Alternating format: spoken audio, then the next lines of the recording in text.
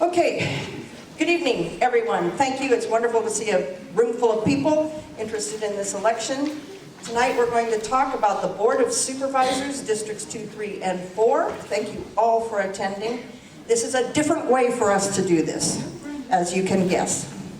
One of the things that happens is that people become very district-oriented and we get a lot of district questions. I know that you represent your district. One of the things that we wanted to talk about tonight was Shasta County as a whole. And although you represent a district, you're voting for the good of Shasta County. And I want you to keep that in mind as you answer the questions, if you would, please. So, good evening. On behalf of the League of Women Voters of the Reading area, I would like to welcome you to this candidates forum.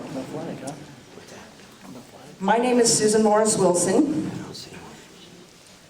and I will be the moderator this evening. Most of you know the candidates, but I'm just going to introduce them, and as I introduce you, you might just stand up and wave so people put you with, they won't be able to see your names, is basically what I'm telling you. So the candidates for District 2 are Suzanne Barrymore, Suzanne, Laura Hobbs, Alan Young, Long, sorry, Dan Sloan. All right, there's your District 2. District 3, Wynn Carpenter, Corky Harmon, Mary Rickard. No applause. We're going to keep the applause to a minimum. I love clapping too. But if we keep clapping, we won't be able to hear other people talk. And candidates for District 4, Patrick Henry Jones and Matt Plummer.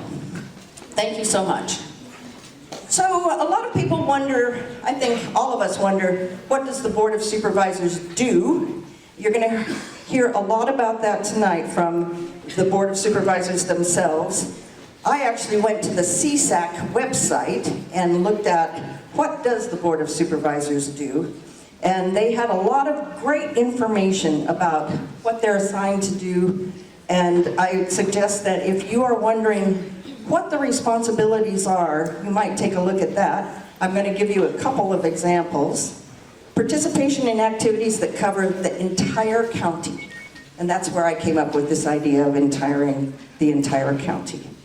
Execution of the executive and legislative responsibilities for the county, including overseeing county programs and services, and allocating funding for county programs. And they may supervise some county officials. And then the third thing I picked out of the whole list of things that they do is participation in litigation in the county as appropriate. So that gives you an idea of some of the things that they're going to do. They'll tell you more about that. Just a reminder, the election will be held on the 5th of March. I'm going to give you an idea of how we're going to run this tonight. Most of you know that the county clerk's office has moved, and it's moved to the county administration office in Reading. Want you to know that. And I think on that note, we'll get ready to go. I want to remind you that the League of Women Voters is a nonpartisan organization. The League encourages informed and active citizen participation in government and influences public policy through education and advocacy. The League does not endorse any candidate for partisan office. Tonight we are recording our proceedings. Mike is in charge of it, and he's over there taking care of business. And we are live streaming. And we are live streaming to Facebook. So let me describe our format for this evening. The order of speaking has been determined by lot. The statements will be timed, and the timekeeper will hold up a white card indicating, you want to hold it up? Indicating 1 minute remaining, a yellow card indicate, oh no, we're not, yeah. A yellow card, sorry, and doing 30 seconds remaining, and a red card indicating stop. And I'm going to ask you on the stop card, you don't have to stop mid-sentence. Finish your sentence, but don't ramble on if you could avoid it. We're going to, because there's so many of you, try to keep even the difficult questions to a minute's answer. So think concise thoughts. as you answer these questions. Each candidate will make an initial presentation of 3 minutes about their backgrounds, areas of concerns, reasons for running for office. Let people know who you are. And we will have a 2-minute closing statement so you can pick up on the things that maybe didn't get talked about or that are important to you. And we will have questions in rotating order. So, Dan Sloan will start and we'll work our way down. And then the next time, Matt will start and we'll work our way down. I'm going to put a person up here to run the microphone back and forth. I presume we have a microphone. Does Dan have the microphone? He's going to be the first person who needs the microphone. And so I need someone that would help me be a runner, if we have any runners. Heather, could you do that for me? Thank you so much.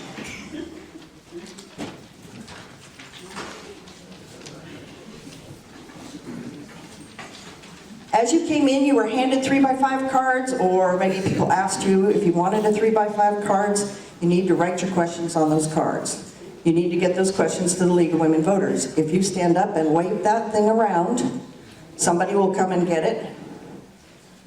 We got some wavers here, but they have to wave with a little more vigor, I think, you know. And so we will collect those cards and take them to the back and get them sort of organized so that I can ask questions that I can read and make sense. If you need a card, you can raise your hand and get a card. If you need a pencil, you can raise your hand and get a pencil. One of the things that I'd like to ask you is, as you ask questions, and I saw some of the questions back there already, and the question was for Dan Sloan only. We're not going to ask anybody only the question. So make your questions general and appropriate to everyone that's sitting there. We're talking about the whole of Shasta County. So if the Dan Sloan person who had a question for Dan Sloan thinks that it's good for everyone, we can use it. But if you think it's only good for one person and you put one person's name on it, we will dispose of it. Have to tell you, this is a large crowd, we are not going to be able to answer every single solitary question. But I am betting that the folks that are here will be hanging about after we're finished, and you can talk to them then. They also have campaign materials out in the other room, and be sure and look at those. We appreciate your attendance tonight. We're going to try and end at 8 o'clock. What are the bets? You think we're going to finish at 8 o'clock? Don't know. But I would appreciate it if you would keep your clapping till the end of the whole thing, and then we can stomp our feet, clap our hands, yell and shout, whatever we want to do. Our timekeepers tonight are these two ladies right here in the front. Most important for you all, keep an eye on them, and they will keep you informed. Any questions about what we're going to do? Got it? This is the usual format for the League of Women Voters, but we have a lot of new candidates here, so it's really fun when we have different people. Okay, on that note, I have some questions. They gave me 4 questions right here. And so we're going to get started. And Dan, we start with you. 1 minute. No, 3 minutes. You are doing your opening remarks. Scared you, didn't I? Scared you. Okay, off you go, Dan. Do I sit or stand? I think it would be nice if they could stand. Yeah. How tall are you? I'm standing. No, you're good. Don't walk around in front of the table, but stand. I won't. You're good. Thanks. Perfect. Ready? Go. I'm Dan Sloan, and I'm really pleased to be here tonight. This is my first time running for an office like this, so it's an honor for me to be here. I was born in Shasta County in Redding, and actually moved from the hospital into the district that I currently live in. Can you hear me? Better? Keep your mouth right I up. recognize that. This is an ice cream cone microphone. All right. So I was born here, and my father moved out of town after an accident when I was 1, moved back during high school. So I went to Shasta, or excuse me, Enterprise High School, Shasta College, and then on to Simpson University. So I have a lot of experience in the culture and the heritage and just growing up here, lots of friends and neighbors. And I went into business, dropped out of university when I was 23, bought my first company, and did all kinds of really cool stuff, I think, as an entrepreneur and as a businessman. Learned a great deal, the School of Hard Knocks, wore lots of hats. At the same time, I recognized that I couldn't do it all, so I went back to university and continued my education as I managed and operated companies. Went on for that for a couple decades. Did a lot of business with Philip Morris, Procter & Gamble, Coca-Cola, large Fortune 500 companies, doing business in many states around the world even. And then in my education, I've earned a doctorate, have several master's degrees. My doctorate is in the area of financial economics. And had the privilege of going to work with the U.S. Department of State in China, and Georgetown University, D.C. is part of that, and in Pepperdine University at the law school there. I've done a lot of things in education, and diplomacy, mediation, arbitration, and all those areas as well. Very experienced candidate in many different areas, business as well as education, finance, economics, so I bring a plethora of information and ideas with me. I'm the chairman of the Shasta GOP. I'm on the mission, Good News Rescue Mission Board. I'm the treasurer there. Red Hawk Republicans is a college Republican entity that I helped create to help educate students about democracy. I've been on the president of the Kiwanis Club here in Reading, and just thrilled with the stuff that we've done there. Built a family house across from the hospital, if you guys know where that's at, years ago. And I'm really interested in what I can do here. That's why I'm back, is what can I do? I have a lot of skills, I can really go anywhere in the world. But what can I do to help my community, the one I was born into that I care a great deal about, and help use all of that knowledge and experience I have that the government helped pay for, and put that back into a community I really care about. Thank you.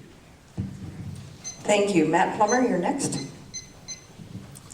Hi, I'm Matt Plummer, and I grew up in a small town in western New Jersey, about 1 square mile big.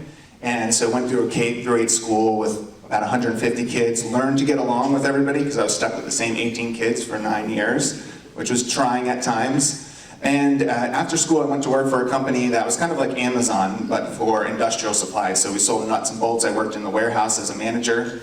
But what I realized is, as I would walk to my apartment, and I was in the Midwest, this was the height of the Great Recession, so 2009, and I would see these empty tool and die shops, these empty machine shops, because the auto industry had just collapsed, and I'd wonder, what is the future of this community? And what is the future of the people who have spent 20 or 30 years building these businesses and now have to reinvent themselves with another 10 to 15 years to work? And so I started to say, I'd love to do something where I could be thinking about these problems and these challenges rather than how do we get more packages through the warehouse, which is great work, but I wanted something that was focused on the community problem. So I left that, I joined a nonprofit that basically goes around the country and the world and finds nonprofits that are doing something effective and then helps them grow. So we would develop 5-10-year plans, we'd connect them to funding, and we'd help them solve challenges in the community, whether that was working with police in Philadelphia who were trying to prevent crime by working with young people there, or working in the child welfare system with youth who turn 9 years old, the chances of them getting adopted drops by 50%. And so we would work with those types of organizations. Moved here, was working remotely with my wife and I, moved here with 2 young girls, now we have 3 girls. And after a year here, I said, I want to stay here, I want to invest in the local economy. And as I looked around, I didn't see that many jobs that could become careers, where people could grow with the organization. And so I said, what if I start a company here? And with the hopes of employing people, of giving them a career path. And so I started a company that trains other companies, nonprofits, and government agencies on how to be more productive and efficient, how to use critical thinking to solve problems, and how to manage people. And so that's what I've been doing for 6 years. And the idea behind that was, what can I do to move the community forward on the issues that I am seeing? And so about 3 years ago, I started to say, wow, government is having a huge influence on our community. And I would see, announcements from Sacramento of we're doing this initiative, or we're spending $12 billion on homeless, and then the problem would get worse. And so I said, I need to get involved in government. I started working on campaigns at the state level, county level, and then most recently in the city of Reading.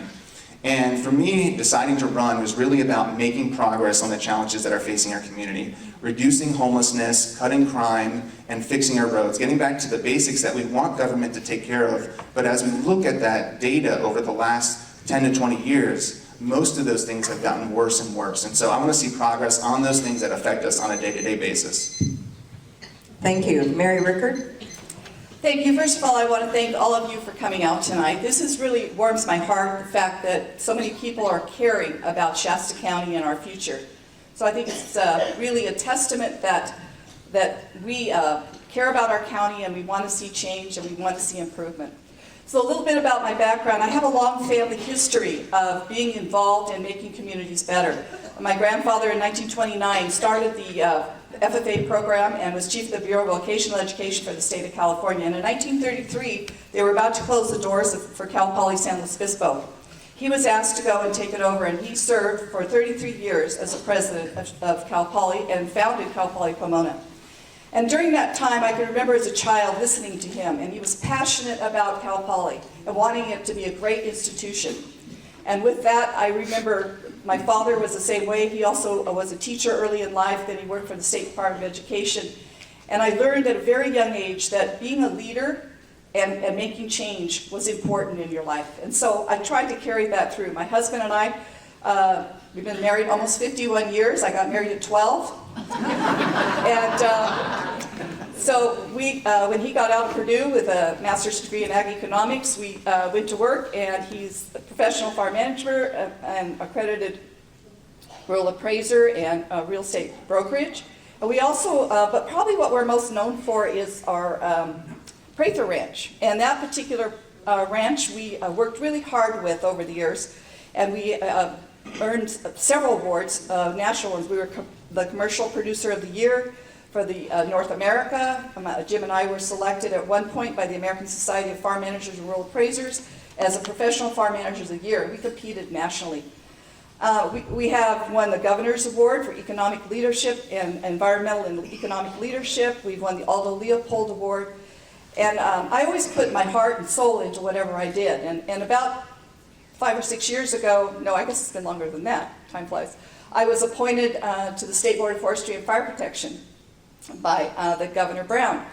And I worked on that for about 3 years, but I had people calling me from Shasta County, my home, and saying, we need you because we need to address mental health issues, substance abuse issues. I served for 10 years on the mental health board for the county, and I was very involved with NAMI, the National Alliance for Mental Illness. I taught the Family to Family course. And so those are some of the things I'm passionate about. I'm passionate about forestry. I got the Shasta Fire Safe Council up and going, and it's really making progress in this county. I'm also passionate about agriculture, and I'm passionate about mental health issues and substance use in our county, because as a result, we have so much crime. Public safety is a big issue too. So with that, I'm getting the time that my time is up. So thank you for coming, and let's have a great time tonight. Laura Hobbs. Good evening, everybody. My name is Dr. Laura Hobbs, and I would like to begin this meeting by all of us standing and saying the Pledge of Allegiance.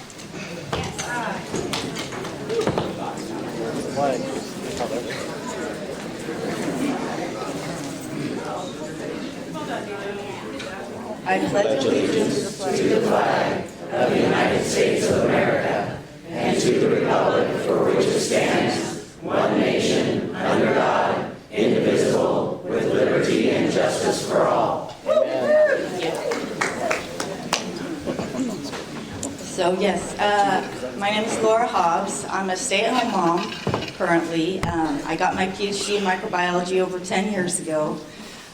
When the 2020 election was stolen from President Trump, that's when I got activated. I began analyzing election data using my skills and training of looking at large microbial data sets and applying that to votes. In particular, I looked at the cast vote record. I looked at many local elections, over 50 different contests, and I found evidence of computer manipulation on almost every single contest I looked at, with only a handful of exceptions to that. And that's what got me activated. That's what got me going to the board meetings, displaying my data for everyone to see. And from then on, I became more involved here.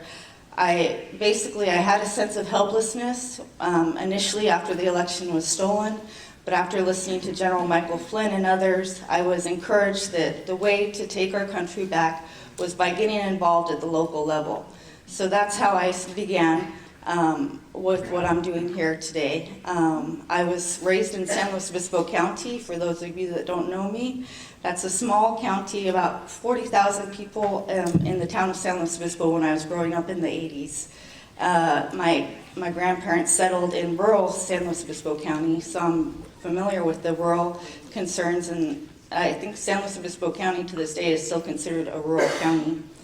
But we moved here about 3 years ago for health concerns, and also because I have family here. My sister's in District 2, my mother's in District 2, and so I'm invested here. I have 3 young boys, which we homeschool, which are growing up here in Shasta County, and I have a duty to them for their future, to keep our country great, to get involved, and my goal is to make Shasta great again. Thank you. Patrick Jones. Well, thank you, everyone. And first, I would like to thank the League for putting this on tonight. And Laura, I'd like to thank you for doing the flag. I appreciate that. So I grew up here. Our family moved here in 1969. In fact, we moved here to Central Valley. My dad's first shop was on Shasta Dam Boulevard, right across from Kathy's Variety Store. And then we eventually moved into the city of Reading. Went to all the local schools, Enterprise High School, Shasta College, and transferred to Sac State University, and then came back to Reading. I first got interested in politics in the year 2000. I was seeing votes that was happening at the Reading City Council, and they didn't reflect, I think, the values of the town, and so I decided to run. I eventually won a seat on Reading City Council in 2006. I was mayor of Reading in 2010, and then I ended that right at 2015. Shortly after that, I took a little break from politics. I married my beautiful wife, Lori, and settled down a little bit. But then the urge came back. I started watching what was happening at the Shasta County Board of Supervisors, and again felt the same urge that the votes that I was seeing affect the county was not reflective of the people. And so I ran in 2019 and 20, and won my primary in 2020 and went on to win in the fall. And the very first thing that I did, the first day in January of 2021, is I opened the doors to the Shasta County Board of Supervisors and let the public in, and I was very proud of that. I promised the public that I would do that. I also took down my plexiglass and began the hard work of affecting change the way I felt a conservative person would do. This last year I was super proud. I was chosen to be the chairman of the Shasta County Board of Supervisors, and that was a great honor. We did a lot last year, and we're already doing a lot this year. We have had more meetings than we have ever had. We've had more night meetings. We've had more public comment. And these all are, and at the end of the day, we've gotten more work done for the residents of Shasta County. I'm proud of the accomplishments. We attempted to get rid of the Dominion. Well, we did get rid of the Dominion voting machine, but only to have the state come around and pass AB 969, stripping us of local control for counting our ballots. Elections are important, and we're going to continue to work on that. I was very happy with the Second Amendment resolution and stopping SB 2 to the best of our ability. I was very happy with putting on the ballot term limits and the charter county. So we had a lot of good decisions. I'm very happy with the Shasta County Board of Supervisors, and I don't usually say that very much. Usually I'm more critical of government than positive. But this board in the last year, I believe, is looking out for the best interests of the people here in Shasta County. And I'd like to have your support for one more run. That's what I've got left into me, and 2 terms would be great. So I appreciate your support, and I appreciate all of you being here tonight. Thank you. Now, Wynn Carpenter. Hello, my name is Wynn Carpenter. I'm from District 3. I'm 7th generation Shasta County resident. My family's been here before California was even a state, in District 3 specifically. Wynn, can I ask you to hold your microphone a little closer to your mouth? Pretend it's an ice cream cone. Can't hear me? There you go. There we go. Oh, okay.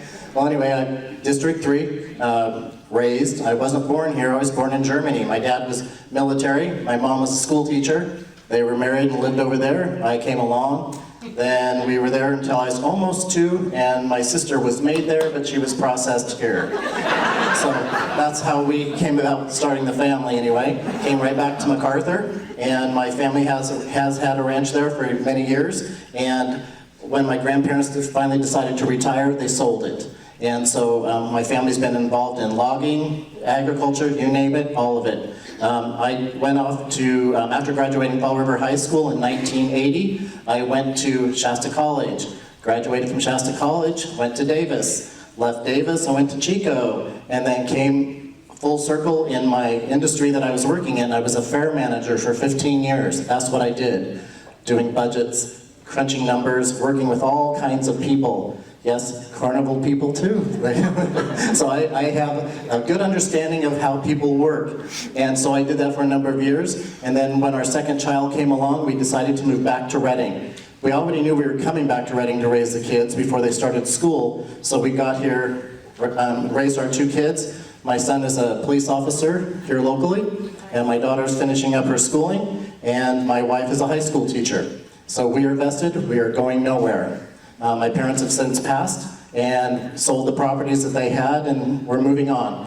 But I am vested in Shasta County, I'm vested in District 3 specifically. I worked for the county for a number of years in the assessor's office as an appraiser in District 3. So I know that area very well. I know where the meth labs are, I know where the marijuana grows are. I know there are some really good people out there, and there are some great properties that have great value out there. And there are a lot of good businesses out there that are struggling because the county hasn't helped them. So we need to get that fixed and get the county fixing all these businesses and helping these property owners to do what they need to do so everything improves. If you have any questions later, I'd be happy to answer anything you want to ask. By the way, I do a radio show on Sunday mornings, but I haven't been doing it for a while because there's a big problem with running a campaign and being on the radio because it's perceived that you have an unfair advantage. So I purposely have not been on the radio for, 3 months now. But as soon as this is over, I'll be back on the radio talking politics like we always do. And we criticize politicians. Criticize this guy, I criticize all of them. Thank you. Corky Harmon? Good evening.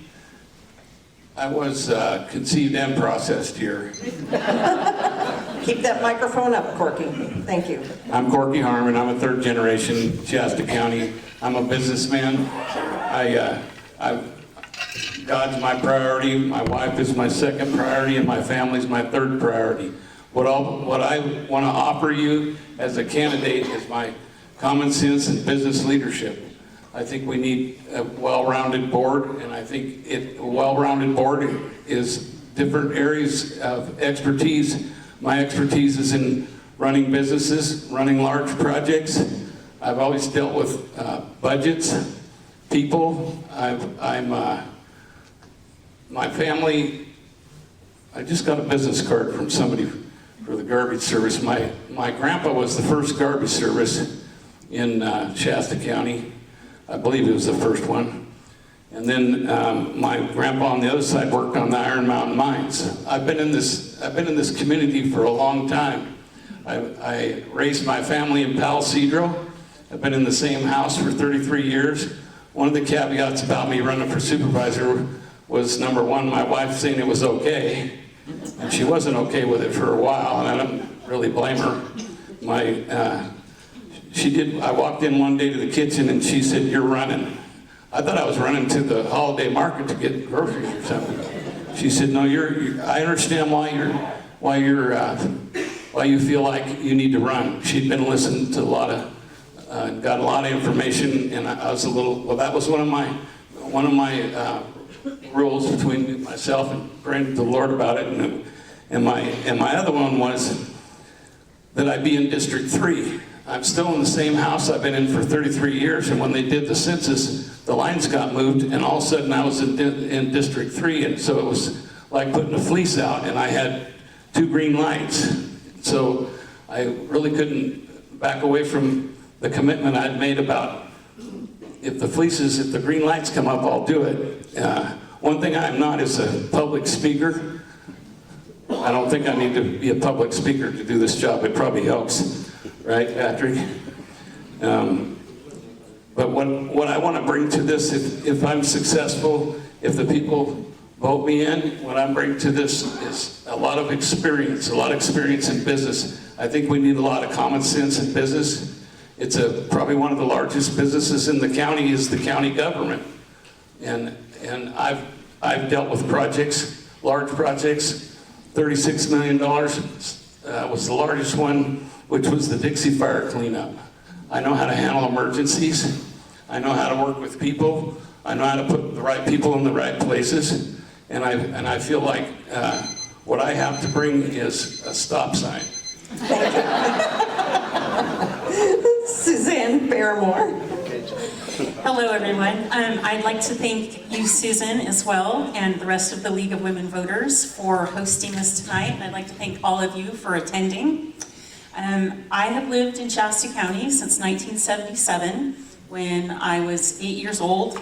God was a boy, something like that. It's been a while. I grew up in Shingletown. I went to Blackgate School. I am interested in running for this seat on this Board of Supervisors because it is time for us to get back to business. The elections were not stolen. Everything is free, fair, and accurate.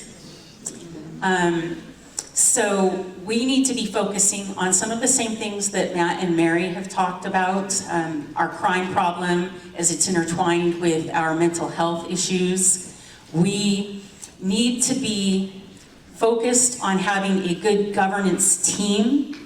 Our current Board of Supervisors is not working well together. What I do in my day job currently is I am a field rep for the California School Boards Association. I spend some piece of every single day helping school boards work together positively and proactively to meet their mission and accomplish their goals. And I would like to bring that kind of experience to county government.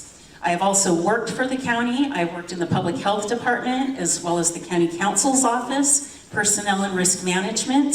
So I have some very unique roles in my work career where I understand more than most how every single department operates, the rules under which they have to follow, how their budgets flow from the state and pass through into the county. So I bring that kind of collaborative knowledge. One of the things that I'm most proud of when I worked in public health is that I worked with all the nonprofits virtually in the county. We did a lot of really great dynamic collaborative work. One of the things that my role was to help make sure that contracts got out on time for that department and to find ways to get the work done, the positive things that our department was doing. We would find the ways to make it work through very complex contracting issues and laws. And I feel very satisfied that we got a lot of good work done when I was in that department in that regard. And that's the kind of stuff that I will bring to this role. Also, because I work for an advocacy organization, I am in touch with Sacramento. I have relationships with legislators in Sacramento. I can pick up the phone and get into offices and get us the help and that we need to get done so that we can move on and get back to business. Alan Long. Hello, I'm Alan Long, and I'm honored to be here speaking with you tonight. I thank everyone for showing up and to the League for hosting this event. Why am I here? That's a question I had to ask myself. I've been watching the local politics for a number of years, and I've become very concerned over the last few years of the direction of our county and the outside influence of a mega donor that has come from the East Coast and a lot of the curriculum and the agenda for our county board currently. So I decided it was time to step up and try to push back, restore faith in our government, stop the turnover of our personnel, stabilize our government, and start working on some huge priorities that I see for our county. Hopefully we'll get into those here in a minute. Why am I qualified to stand here before you? My background is one of a very broad educational and experience background, And that has led me to seeking this position, feeling I'm electable and I'm qualified for this position. So, education. I went to UC Berkeley, went through their business school, and was 4 years, my 4th year in accounting. Decided that wasn't for me, switched to finance, graduated with a finance degree. Eventually, later in my career, I went on to get a master's degree in public administration through National University. So that was my educational background. I got hired right out of college with Bank of America. They put me through their management training program. I was a commercial loan officer, loan analyst, working with businesses, so trying to determine whether they were creditworthy for the bank purpose. And so I got to understand a lot of the finances and how banks or businesses work. Decided that wasn't for me. I decided I want to become a police officer. So worked down in the Bay Area for 5 years as a police officer, transferred to Reading and spent 20 years here. And that has been the bulk of my career. I was fortunate while I was at the police department as a police officer to have a broad base of experience. So I worked as a patrol officer, eventually went over to our detective unit, worked sexual assaults, property crimes, and eventually worked in what they classified as major crimes. Sexual assault is, of course, which was our aggravated assault, robbery, homicide. So I was that detective. Promoted out of detectives and eventually worked my way up and became a sergeant, neighborhood police unit. I've been out into the homeless camps trying to plug people into services. I understand that world. I was a union guy involved in negotiations. I understand that world. I was the treasurer for our association, so I again had that experience. The last 5 years, I've been on the Grant School Board and I've gotten a great experience from that. So putting all these skills together in this background, I feel I'm qualified for this position. Thank you for your time. Thank you. So now we're going to start the questions. 1 minute. Please be sure to keep the microphone right up by your mouth. I know it's uncomfortable, but if you do it, we have people that can hear better. The first question, 1 minute. What do you consider the highest priority for Shasta County in the coming year? The highest priority, as I alluded to when I opened, is homelessness and the connected issue of crime. You know, in 2007, we had less than 300 homeless in Shasta County. Today, that number is over 1,000. And everyone feels it on a daily basis or a weekly basis. You know, I was just on Autumn Harvest Way this past weekend talking to some people, and they're talking about how they see one guy, for his work, he gets up at 2 in the morning. And so he sees people going door to door, checking the cars to see if they're open, to see if they can take something out of the car. So we're all experiencing this. We need to make progress on this, and we need to start by setting a goal of getting to zero homeless for a certain population. This is what communities, there's 14 communities around the country, I've worked with the organization that's working with them, that are getting to zero homeless. We start with veteran homeless, we have about 100 of those, and we can make progress on this and begin to change the trend that has been true for over 15 years here. Interconnected. Thank you. Mary Rickert. I wish I had more than a minute. Homelessness is one of the major issues, and it's a very complex problem. Many of the people that are homeless have a mental health issue. Again, mental health is a passion of mine. I've brought a lot of speakers to the county, really worked in that particular area. Also, I think it's really important, we need to improve our situation in the jail. And when we have people incarcerated, this is an opportunity to have them treated. Okay, closer. One of the things that I advocated for and worked on was to get medically assisted treatment in the jail. It is still a program. Another program that I got was the jail-based treatment program. And that is where someone who is deemed incompetent to stand trial, we can treat them in the jail, and that way they don't have to go to state hospital. They can get through our justice system quicker, and that'll open up more beds in the jail. So homelessness, public safety, mental health, and substance use are the major issues we need to address. Laura Hobbs. Okay, well, just to bounce off of them, I think homeless issues here in this county is a law enforcement issue. We already have laws in the book against public camping, against drunken in public, against loitering. We need to enforce those laws. But most important for me here would be defending Shasta's sovereignty. And that encompasses hand-counted elections at the precincts. It encompasses fighting against the windmills. It includes also a fair and equitable Zog fire settlement and dealing with the Asset Canal debacle fairly and compensating those individuals who were harmed. There's about $17.5 million in businesses that were lost due to that. And that's just some of the few I want to go through quickly, but those are the basic things. I think we could also impanel a grand jury to try to drain the local swamp. Right now we have a grand jury that is overworked, so we need another one as well. Thank you. Patrick Jones. So the number one priority, I believe, this year for the Shasta County Board of Supervisors is going to be the construction design of a new jail. I've been leading that effort, working closely with the Sheriff's Command staff, CEO, our finance officer, and our CEO. We've been working behind the scenes, coming up with some ideas. This probably will be the county's most expensive endeavor that we've ever undertaken, approximately $125 million. And it's going to take roughly about 275 people off the streets and hold people accountable for criminal activities. And this will be a state-of-the-art facility where there will be programming and vast improvements from our current facility. The homeless is another issue. I've been working also on the at-home committee, and we've already begun working on a resource center that will also help. So those are two of the top issues, but building a jail is going to be difficult. Right now, our budget is going to be coming up in June, and we're going to be addressing the possibility of the ultimate financing for that project. And so that's our priority. Wynn Carpenter.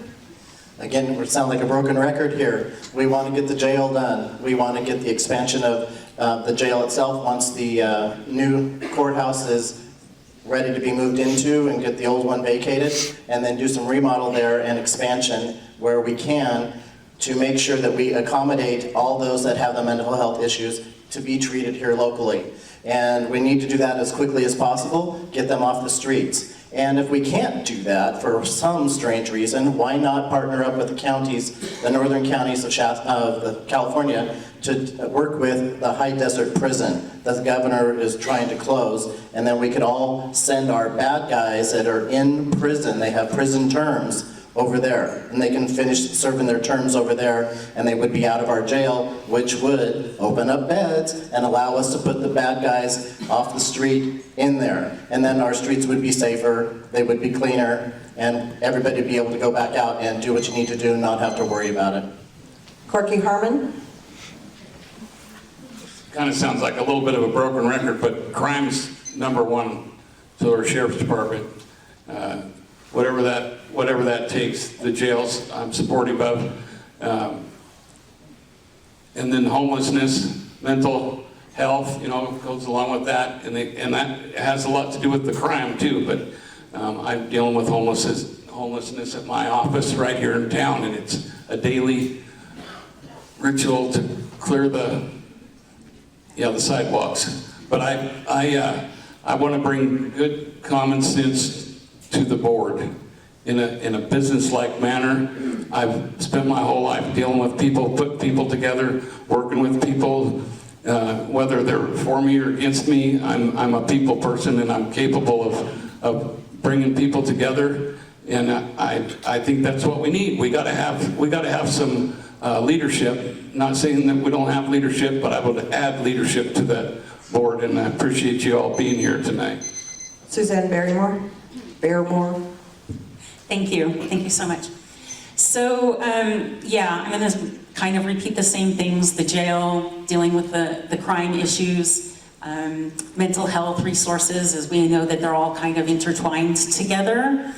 I also would like us to make the watch fires, as we watch the fires burn, that we are finding ways to be defensible against fires, and that we are finding ways to make ourselves whole.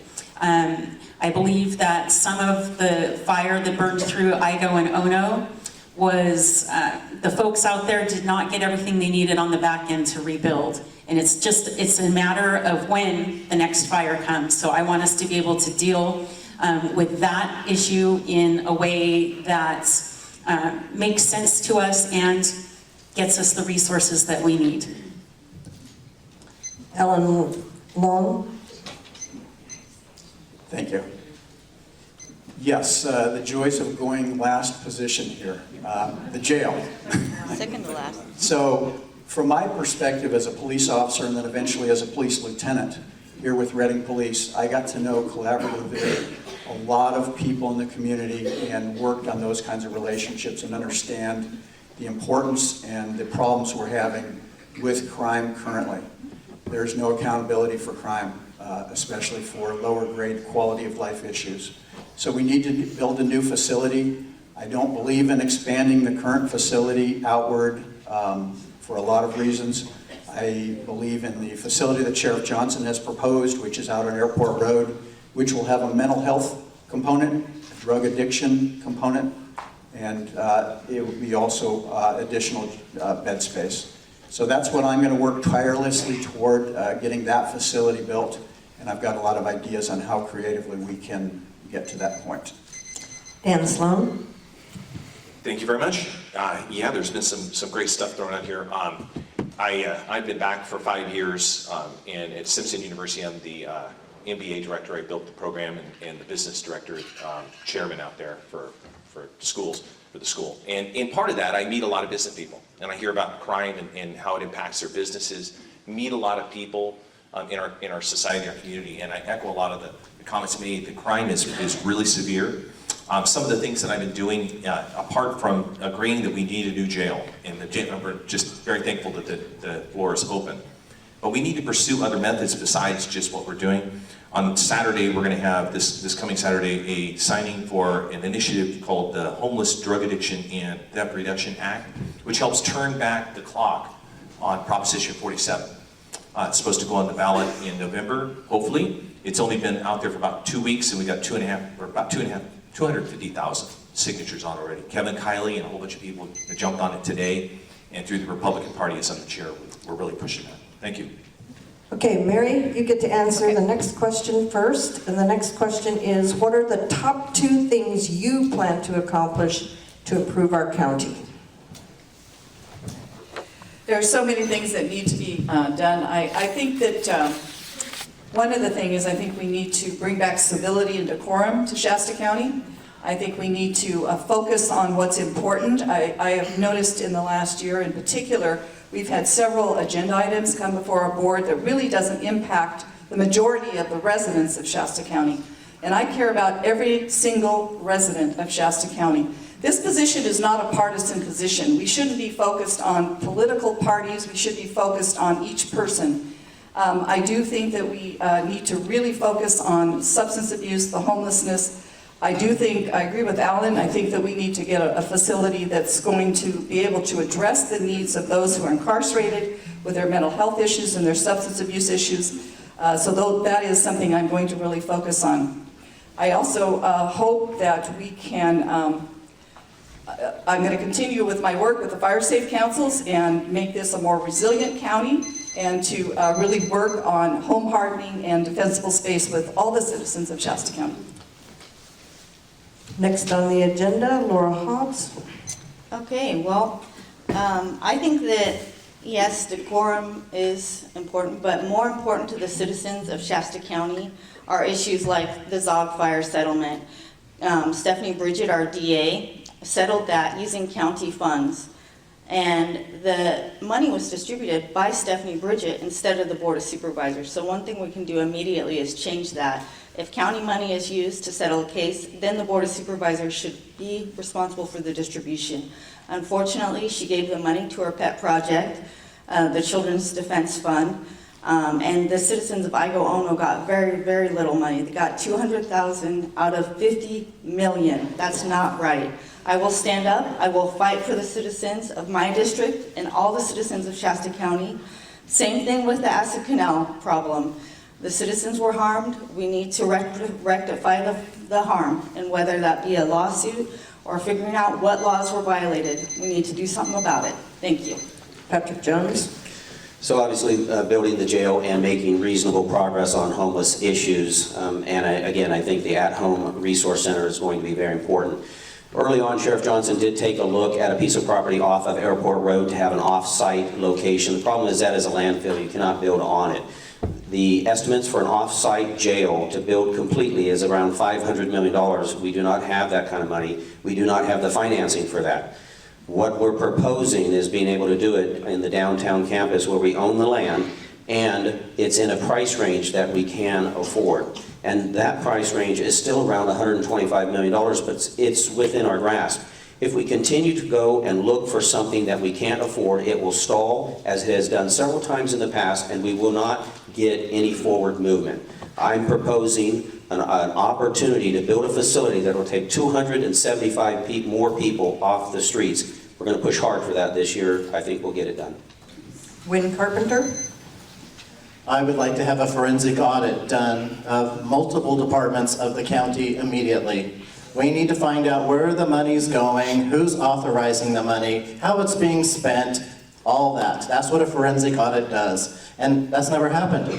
We have an audit department who audits, yes, debit, credit, balance, good. Now we need to find out where it's all going, especially with some of these other programs, these mysterious programs that are mentioned, but nobody ever comes up with follow-through on them. So we need to absolutely do forensic audits. That will tell us where the problems are. That will tell us what we need to fix immediately. That will tell us if we have enough money for all these projects that we're looking to do. If we don't have the money for the projects, it's a bad thing to do. We're not going to make it happen. So let's look at that, get the forensic audits done. We can do several of those simultaneously, get the reports back, and they will take time. Don't think it's going to happen overnight. So we need to get those things done quickly and make it happen immediately. Corky Harmon? I want to, it's kind of like saying the same thing over and over again, but I want to bring common sense back to the leadership. It's like, and I don't want that to sound like I'm dogging on anybody, because I'm not. I want to do what a businessman would do. I want to go in there and go into the different departments and meet with the department heads. That's what I do. I put crews together and I work with people, and I know how to talk to people, and I know how to get people to want to be led by you because they're motivated. We need some motivation in there, and we need people that will, and that's distracting. But we need people. We need to be able to go in there and meet those people and see what each department needs. And I'd like to see it way more friendly for the builders. The builders out there, it's frustrating, and I know I'm speaking like a contractor, but it is frustrating to get a project through. And I think there's some really good projects that need to get assisted, and the people in there need to treat them like they're customers. Suzanne Barrymore? All right, so first and foremost, what I would like to see as a priority as a supervisor sitting on this board is for the board to work together as a team and to work respectfully with its elected and appointed department heads to get the job done. I feel like there have been too many decisions in the last couple of years where legal advice has been ignored, where the experience and knowledge and education of the people who are the professionals in our elections office, in our DA's office, in our sheriff's department, have not been listened to as part of that process. You know, these are the people that we want helping us craft decisions. All of us could probably be good leaders in one way or another. We have our individual strengths and weaknesses, but we need the experts. Ellen Long? Yeah, I believe strongly the first thing we need to do is we need to restore our county government. Without a functioning government, you have nothing. You can't get to your priorities, you can't do your things you need to do for the citizens. So I won't belabor that, but I am very concerned with the turnover in our key department heads. A number of employees at the line level are in queue, ready to leave. We have to support a living wage, and we have to support a stable government, and then we can venture out. Having said that, I'm concerned with a couple major things that have been brought to my attention during canvassing, and that is public safety. I will work tirelessly for our new facility. And another thing is with all the components, and another thing is fire safety. I live in District 2, and every year we live in terror of fire. So I've talked with fire experts, and that is a story to be continued. Dan Sloan. Great, thank you. Yeah, crime, the jail, I've heard it all up here, but homelessness and infrastructure that we need in order to correct the problems we have in this community are very important. I come from an area of leadership in what I do, and you've got my background now. If you know Prop 47, it was the one where $950 could be stolen out of the store and people really didn't get in trouble. So it's adding teeth to make sure that these laws are changed. And I think that's a big part of it. We do need a new jail, and we got to keep the jail open. We need to confront homelessness. I've been on the board of the Good News Rescue Mission, and really appreciate the fact that we're working together, that at-home project, where we're distributing the funds in a more efficient way. I have a lot of expertise in finance and economics, probably more education than most. Don't blame me for that, but it's a good thing. And I'm able to use that to help us find ways to maximize what we get. So these questions about where we're going, and there's $2.7 million going towards the Zog Fire and a possible grant that we have coming up. I just spoke to Supervisor Tim Garman about that. Thank you. And next we have Matt Plummer.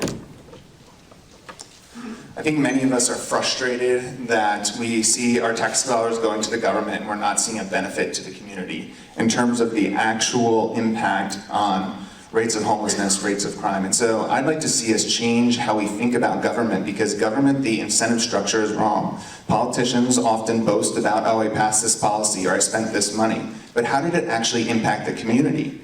And if we look at all the measures of community, thriving and success, and we see those getting worse, it doesn't matter what policies you're passing. So how do we change it? I think what we need to do is we need to set countywide goals, and we publish them on the website, and they're community goals that you all can see, like the fact that we have one of the highest suicide rates in the state, right?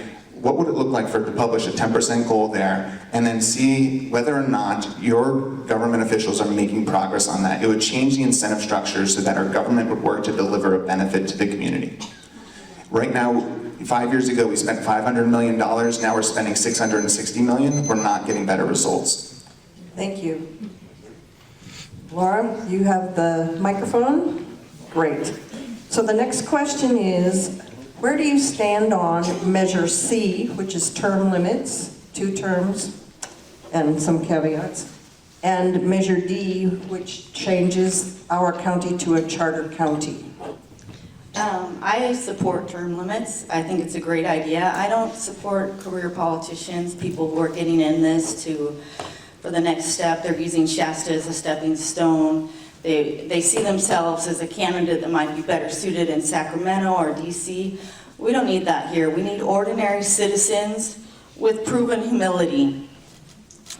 We need people like me who are willing to do what's difficult, step out of their comfort zone, stand up for the people of this county and for the future of this county. And what was the other one, Measure D? Measure D is a charter county. Charter, yes, I absolutely support charter county. However, it depends on how it's written. I like what's going before the voters in March. I think we should all vote yes for that. It's a very simplified version. We can add to it more as needed. I think we should add more to it as needed, but it's a very good first start. Thank you. Patrick Jones. Yeah, so I was happy to vote, and my vote was a key vote on these to get both of these to the voters here in March 5th.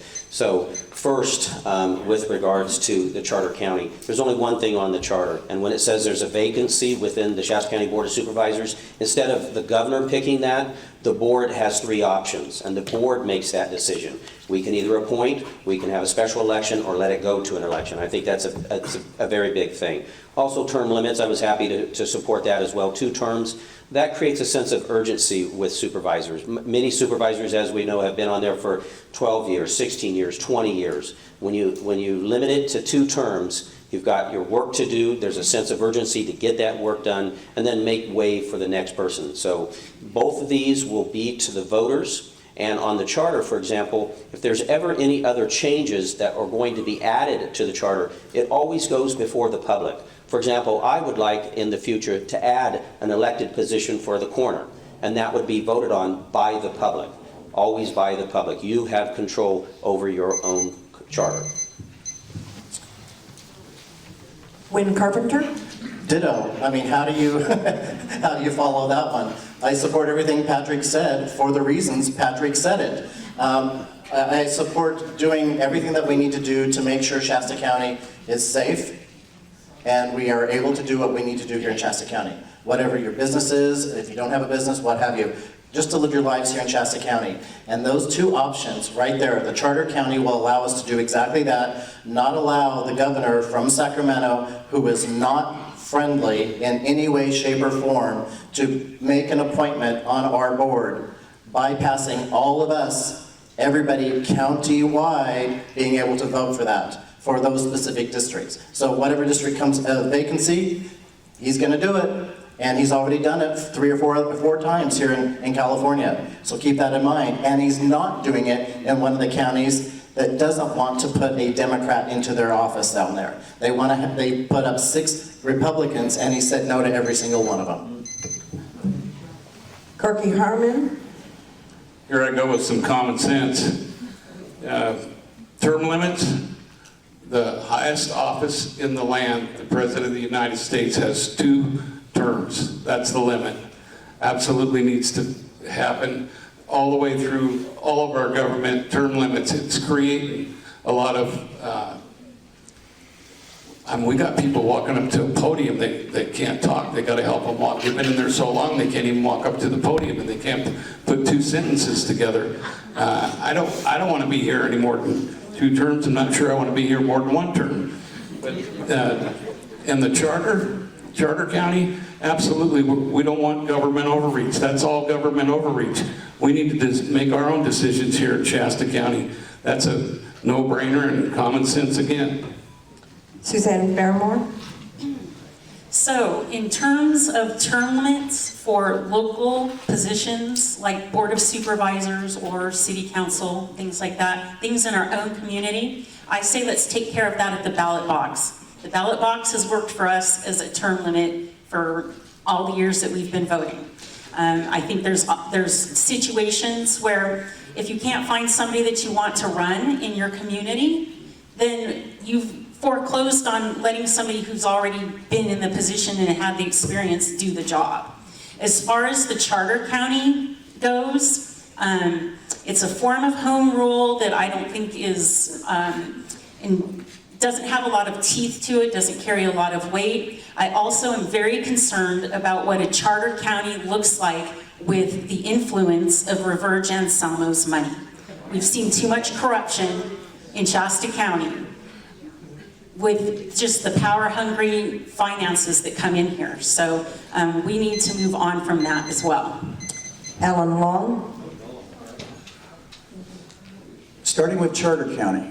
A charter county is not in and of itself necessarily a bad thing. However, this charter proposal is a bad thing, and I am not in favor of it. So there are a lot of things in this charter proposal. It has not been properly vetted. It's one more thing that's being rushed through, that it's not taking into account contingencies, such as what happens if you lose 2 board members. Law requires 4/5 board members to make budget decisions for contracts. We can't have that happen. Most charter counties will have some provision there. If the board doesn't appoint within 90 days or something like that, then the governor steps in. We don't have that written into this, so it's a rush proposition. I'm running out of time. Next topic. As far as term limits, I'm against term limits because I think it's important that you have experienced personnel, and I echo the sentiment, the voters will decide who decides to stay in office. Thank you. Dan Sloan? Thank you. Okay, yeah, I'm for the term limits. I think it's a good idea. I'd like to see fresh ideas and people that have been in office and experienced what it's like to be there can pass on their information and assist others and move on maybe to something else. I would like to see that we have good quality candidates coming forward, and that will keep that process going. In addition to that, the Charter County, I'm for the Charter County. I like that it's simple, you know, what they're working with right now.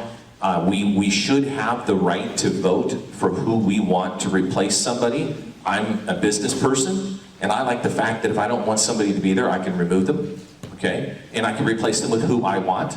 We don't have that now, and that Charter County doesn't quite give that this yet, but we should have that right. And Newsom took that away, took that ability to replace somebody if they are recalled with who we want. I would rather trust you or our Board of Supervisors than I would Gavin Newsom. Matt Plummer? I support term limits primarily because the incumbents have an advantage over someone entering into the race, and we're seeing that in Congress where it's very hard to run against somebody who's been there because they have so many institutional advantages. So yes to term limits. However, I do think institutional knowledge in an organization is very important, and the fact that we've lost 30 of our senior leaders in about 2 years is troubling. So I think we need to make sure that we are keeping institutional knowledge. On the Charter County, overall, I'm a yes. I don't think the governor should have the ability to appoint our replacement. I don't want that to happen. I would prefer that the board not have the ability to appoint a replacement either, because a common situation where there'll be a vacancy would be a recall, and under that scenario, the remaining board members are likely to be in a majority that would have the potential to appoint someone that was similar to the person that was just recalled. And so I would prefer that it was just written such that there would be a special election. Mary Rickard? Yes, thank you. I was never a real strong proponent of term limits until the last couple of years in Shasta County. And given the situation that we have in this environment, and what I have seen happen to the employees and the department heads, our county council lawyers, there has been a major exodus of people leaving the county. I had one of our clerks come in to me the other day asking me a question about the agreement that never actually happened in 2019 with the tribe. And so I had to go through the history. I've gotten so that people, the department heads, the new CEO, everybody comes to me because I'm the one with the institutional knowledge because we've had such turnover. So that is the reason I'm running. And as far as the Charter County is concerned, I am against that particular measure. It is written such that it takes away the voice of the people. I'm a firm believer that the board should not appoint. I think that the people in that district should have the opportunity to vote for their representative. Thank you. Patrick Jones gets to go first the next time. He asked me for a good question. Not an easy question, a good question. So this is the good question, Patrick. Many of you have talked about unhoused people, homeless people as a problem, an issue. Several of you have talked about mental health. Where do you stand on Proposition 1? And for those of you who don't know, Proposition 1 changes the Mental Health Services Act to the Behavioral Health Services Act, so it affects the mental health services in the county. It also has a bond issue attached to it for $6.4 billion to build housing for unhoused people, people with chronic mental illness, and veterans. Take it away, Patrick.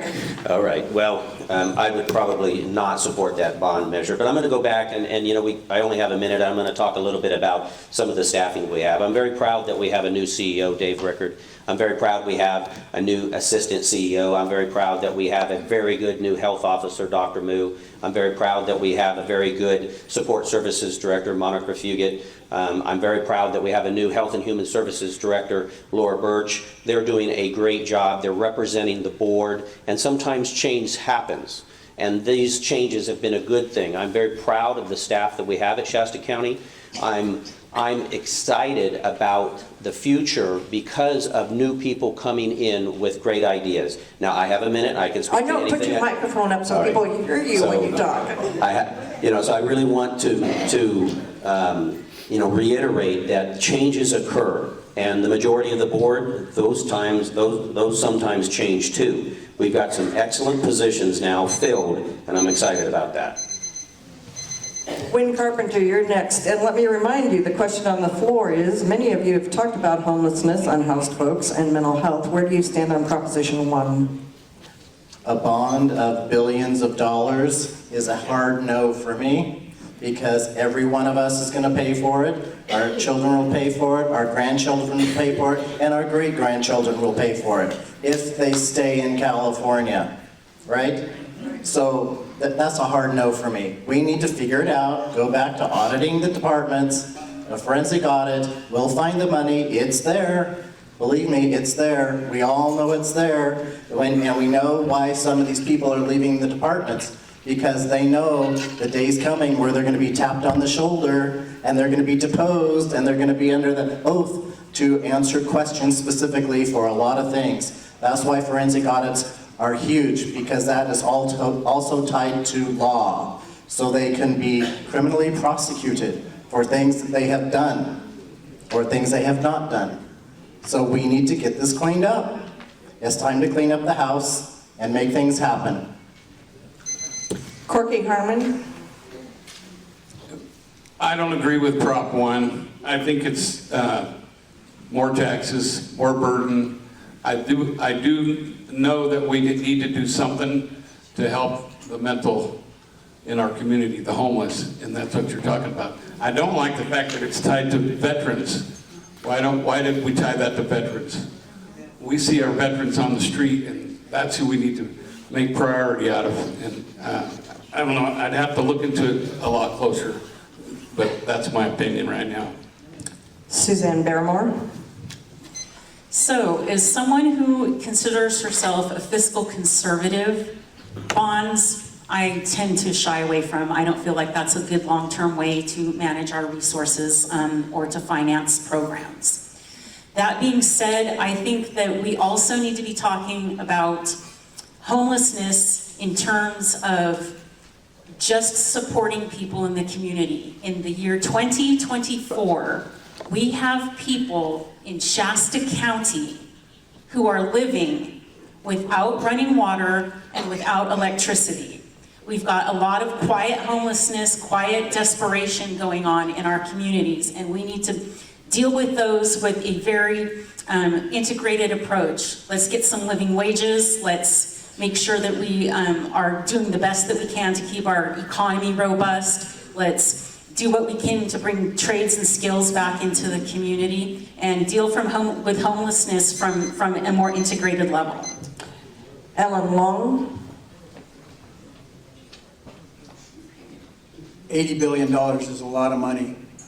Our government is going into what predictably a recession next year, possibly to the tune of $36 billion in a shortfall. To add that on top of that sounds problematic. I will need to do further research to completely understand this proposition. I will say that under care courts, the governor is about to open up billions of dollars of funding for mental health issues. And I think we should be all over that and trying to find out if that is something that is going to be done regardless. We should get our share of that and bring that home here to Shasta County to improve our homeless situation and our help with mental health. Dan Sloan? Yeah, I'm not for billions of dollars in bonds either. I'm a fiscal conservative, as you might imagine. And I am involved with the Good News Rescue Mission and have been involved with homelessness and the issues that are involved in that. We just had a board meeting today, and we're having a day tomorrow, and a big part of our community is we educate people really well on these issues. Leadership Ready, best class ever, 2023. And we have a meeting tomorrow, and it's I'm the chair of the day. It's for health and wellness, and some of the people Patrick was mentioning are going to be there. Lots of people, about 30 of our community leaders or people that want to be in leadership will be there learning about these issues and how we can better prepare them for the future. We do need to have these changes that are happening, like at home with care courts and being advised on how best to take care of these situations in a different way and a more efficient way. Thank you. Matt Plummer? we do need inpatient psychiatric treatment facilities, because the reality is we're paying for this already, right now, every day, with the money that we're spending on homelessness, the money we're spending on crime, the money we're spending in our emergency rooms. We're paying for it already. Now, the challenge is that the state actually just gave out $1.4 billion over the last several years to counties all around California to build these facilities. Humboldt County built one, Mendocino County built one, Shasta County didn't get any of that money. I don't know why. But I'd like to see us actually go after that money, which was grant money and not bonded. Now, when it comes to Proposition 1, there's a part of it that takes some of that funding and gives more of it to the state to control. I'm not a fan of that. The reality is we do need these facilities, and so I think that I would support the second half of it that would, allow us to build these facilities. If we look back, it was Ronald Reagan who dismantled the original psychiatric facilities, and we tried to go with the community health centers. That didn't work. We need something in its place. Thank you, Mary Rickard. Yes. In 2004, I gathered signatures for Proposition 63, and that was the Mental Health Services Act. And that program, and Susan and I were on the board at the time, it actually has been there's the innovative program, the capital improvement programs, lots of different programs within that structure. And it's my understanding Proposition 1 actually got some of that part of it. You're nodding your head, yes. And so I'm a little concerned how Proposition 1 is written. I agree with Matt. I think we need the facilities where we can put people that need treatment. Keep the microphone up. That need treatment and be able to house them in the facilities where they can get the care and treatment that they need. It's very difficult to get people stabilized. But programs like early intervention that we have with the Mental Health Services Act, those are the kind of programs we really need to be focused on. And we need to get in there, get people treatment early in the process before they decompensate and they become so mentally ill that it takes a long time to stabilize them. Laura Hobbs?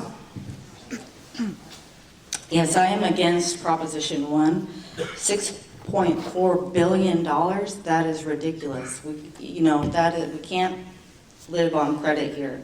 We need to be responsible. I'd like to talk about programs that work for people who are addicted, but that want to get out of the cycle and break the cycle of addiction. We have programs. New Life Discovery Center is a very good example. However, they only house people and take people on the program who are committed and that follow the rules of the program. If they fall off the wagon, they are expelled. So we need to have programs like that available, but we do not need to go into debt for that. I'd like to say that I do support our veterans, and I don't think it's necessary to do a bond bill to support them. Furthermore, I would just really say that not only do we need to look at helping these homeless folks, but we need to look at what we can do to help the ordinary, law-abiding citizens of Shasta County. Thank you. Thank you. Wynn Carpenter, you get to go first this time. Shasta County is designated as a rural county. We have 180,000 people population, so that's our technical designation. What are the pros and cons of being a rural county? I must misunderstand. I thought we were a suburban county. Because that's what was discussed. I'm reading the question. Okay, that was discussed at the board meeting yesterday. We are a suburban county. Okay, good to know. We need to be a rural county. Maybe that's the direction that this person was going, was that That's should correct. we be designated as a rural county? Yes. Okay. And for the following reasons. The suburban county classification gives department staff higher salaries, but it doesn't support it. Again, it goes back to the forensic audit that I keep harping about. It's going to discuss all that. We have HHS that has how much money has been spent in that whole thing. It's more than half the budget right now, right? So when we're looking at $650+ million for Shasta County budget and 300+ for that part of the budget, we need to look at that to see what's really going on there. All the problems that we were talking about up here, the mental health, all those other things, can certainly be addressed. We just need to get it fixed. Thank you. And just to make sure that you have the right question here, Corky, Should Shasta County be designated as a rural county? What are the pros and cons? So, if I understand right, Siskiyou County is a rural county, obviously, I know that. And one of the things that I have to deal with in our business, and you're all dealing with it too, even in your personal vehicles, but they have exemptions from smog on your vehicles. I really like that idea. I almost moved my operations to Siskiyou County, or some of them are moving them to Oregon, but I think there's probably a lot of benefit from being a rural county, and I think there's a lot of grants and whatever that came in here because we were a suburban county that maybe we didn't need, didn't want, but that might have been the motivation behind it. Is that true? Yeah, so anyway, there you go. Suzanne Barrymore. All right, so what happened yesterday at the Board of Supervisors meeting was that the county is making the decision to caucus with rural people in their trade association, the California Supervisors Association. Laws are what actually will give teeth to whether we have special exemptions to our vehicle mandates or other things. Those are going to be written into laws, rules, and regulations. The fact that our county is caucusing with counties much, much smaller puts our staff at a disadvantage. If we are caucusing with counties that are just about our same size, we will have a better reach to understand resources in the other counties that are of a similar size. And then we have the opportunity to learn from one another in our neighboring counties or elsewhere and get the job done more effectively and efficiently through our staff. Alan Long. It's an important distinction between urban, suburban, and rural. We are a rural county, I believe. We've got rural values that are important to all of us. And I think it's important, and some of the disadvantages of being called or being classified as rural are at the state level because we tend to be dismissed and possibly not receive adequate resources directed our way. So it's important that the board have liaison with RCRC and CSAC and get down and fight for the rural values that we have here in this county. And it's a funding source that we need to be loud and clear about standing up for. And so I am in support of classifying us as rural and obtaining the resources accordingly. Dan Sloan. Yeah, I also listened very well last night and have looked into it, and I agree. Classifying as a rural county puts us at the top of the lower level, but it gives us opportunities, and also it postpones things. I heard last night it was 3 years for some types of environmental issues like electric vehicles and different things that are really high cost. Maybe the technology is not proven, so I'd like to see those things maybe delayed before we make big investments and borrow money or receive grants and other things for those. I do think we are a culture and we have a heritage of being rural. We have a lot, I think Nigel's back here in the back. We have a rural county that needs tourism, and we do really well at that. We've got an amazing lake, the largest reservoir in California, and an amazing community that cherishes the environment, so it's something that we can leverage. We do a lot in terms of STEM and other science and technology and things at university, but we really are a rural county. Matt Plummer. I think the decision that the board made last night was premature, at least in the information that was given to the public, because ultimately it sounds to me, based on what we were told last night, that it comes down to three things.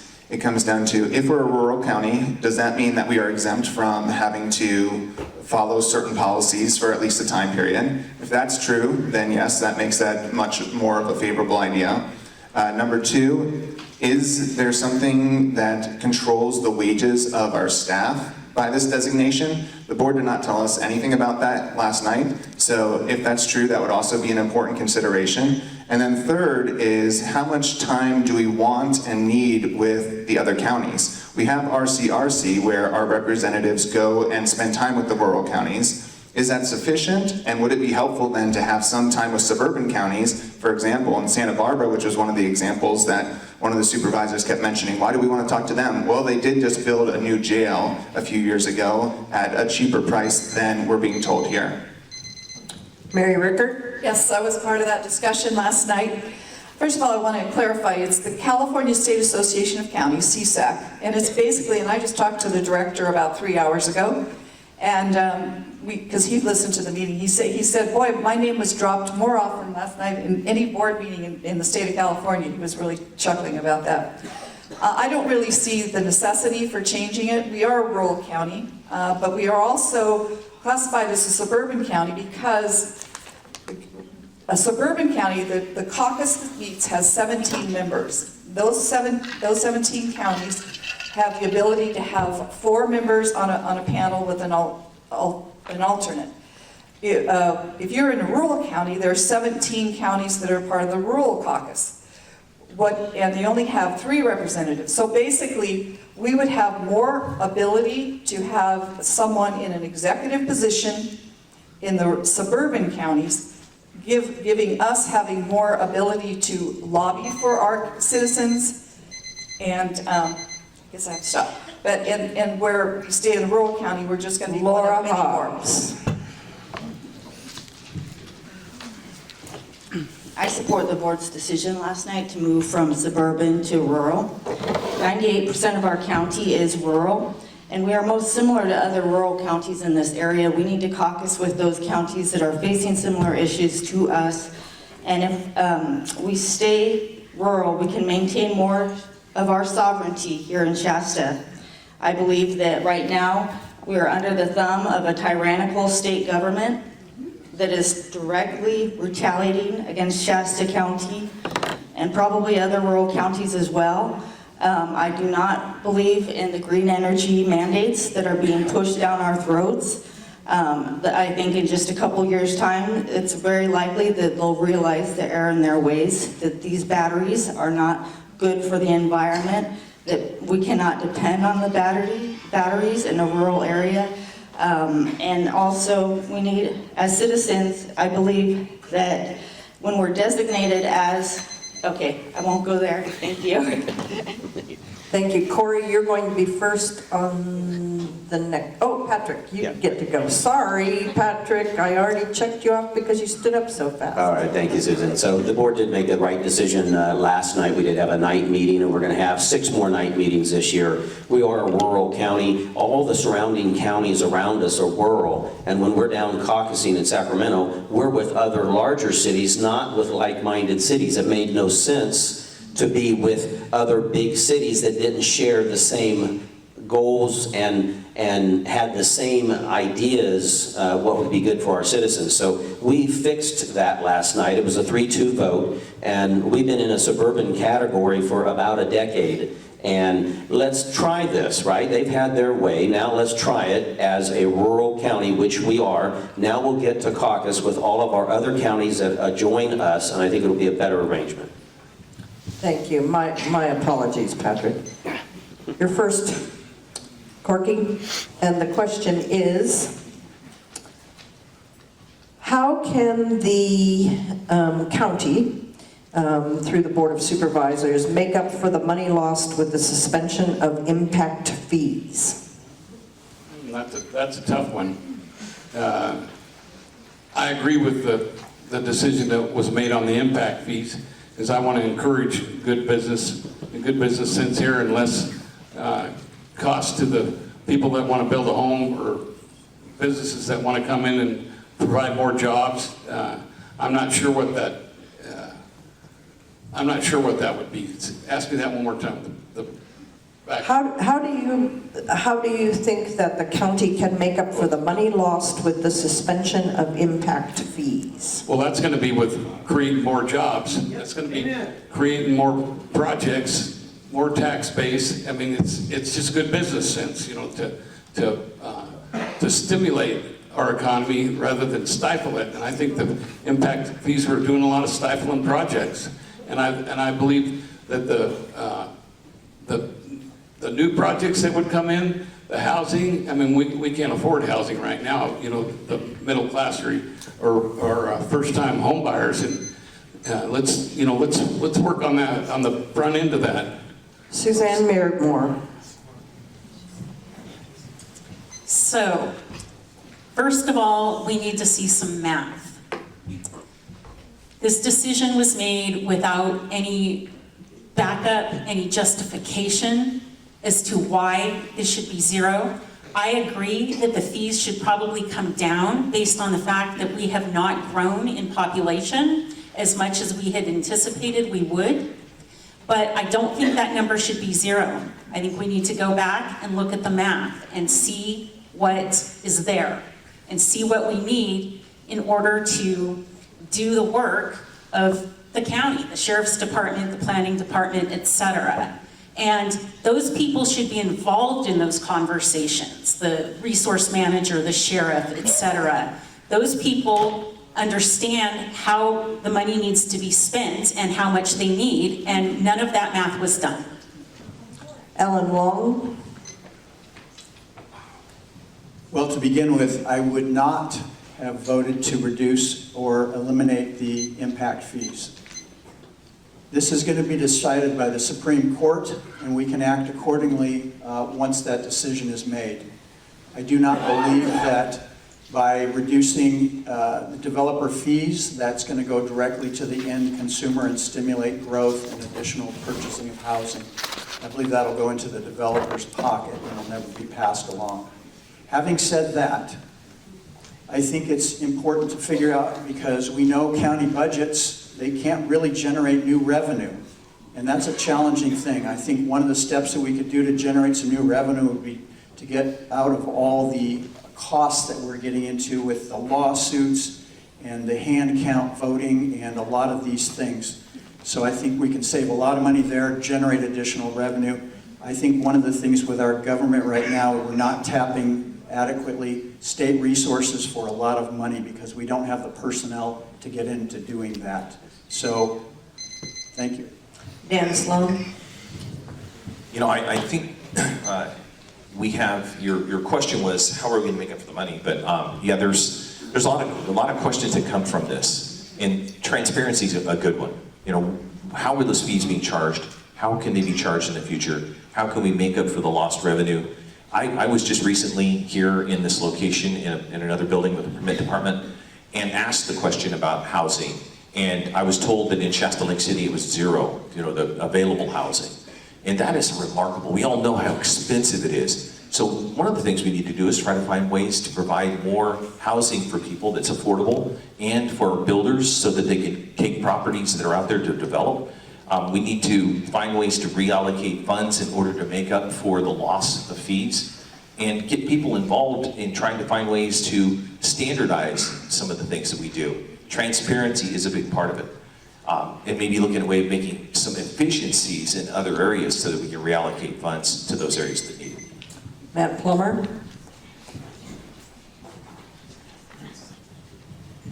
I think there are three ways that we can increase our revenue as a county.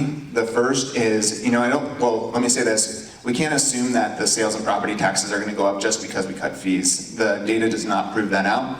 We need to stimulate it. And so I think to do that, we need to have a regional identity as an economy that we're trying to build. And there's a lot more I could say about that, but I think we could build as being the training center for the trades, for nursing, and for teaching. Number two, there are a lot of grant dollars coming from the state and federal government that we're missing out on. I just mentioned that we did not get any of the $1.4 billion from mental and behavioral health facilities. And part of that's because we have engineers in our public works department trying to write the grants rather than somebody who knows what they're doing in terms of writing grants.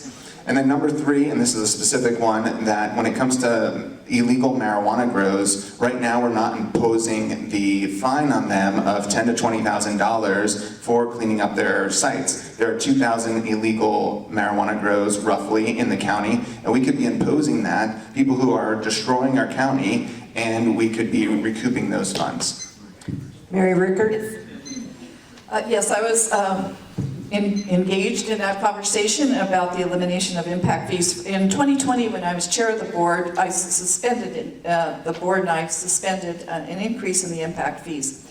And the question is, where is the money going to come from? It's going to come from the general fund. And what's that going to impact? It's going to impact public safety. It's going to impact how we respond to crime. It's going to impact our libraries. It's going to impact our animal wealth, the animal control. People that, I know in my district, District 3 is huge. We have a lot of people that are always having stray dogs.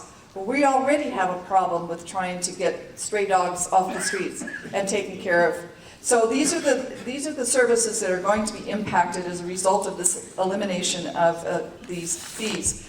The other thing is, currently we have the car fire footprint and the fawn fire footprint. There are building lots that are available that you can build without having to pay for an impact fee. So I think we need to look at those lots before we move forward with eliminating all of these fees. Thank you. Laura Hobbs. Yes, these funds will be quickly restored by increased revenue on property tax. We did the right thing by suspending these fees on new growth. Fees that are not proportional to services rendered are more aptly considered a tax. We cannot wait for the Supreme Court to settle the El Dorado County case. Our county will be held liable for lawsuits that are in violation to the 2017 Mitigation Act. And by the way, any of these fees that were unrightly collected should be returned. Thank you. Patrick Jones.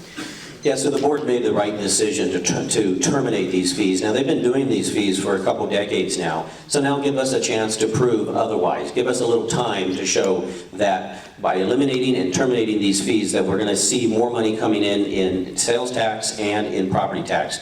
When I was on Reading City Council during the recession, we had no permits coming in, very few. We eliminated 1/3 of the impact fees, and within 1 month or 2 months, we had 200 permits pulled. It was immediate, and it really helped the economy grow.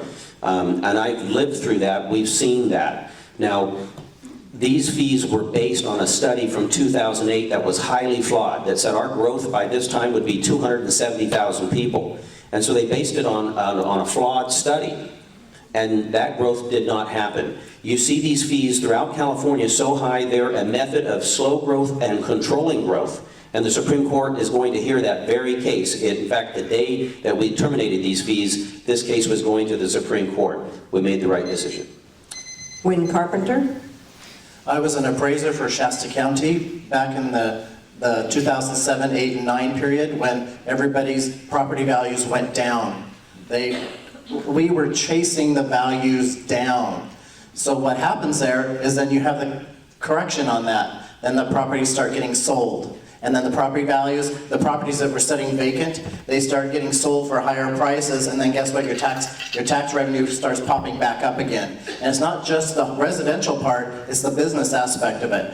I sit on the chamber in Palo Cedro. I'm a chamber board member there. One of my fellow chamber board members is in the process of building a new feed store out there. And guess what? She is so grateful that the fees are going to be gone now because she's in the process of doing this. It's going to save her $30,000 just for paperwork to build her feed store so she can keep the business going that's been going since the 1960s. So that's just one. That's just one little business there out in Palo Cedro. Just think about all the businesses countywide. Thank you. Suzanne, you get the next question first. And this is a question we often ask. Who is your hero or heroine and why?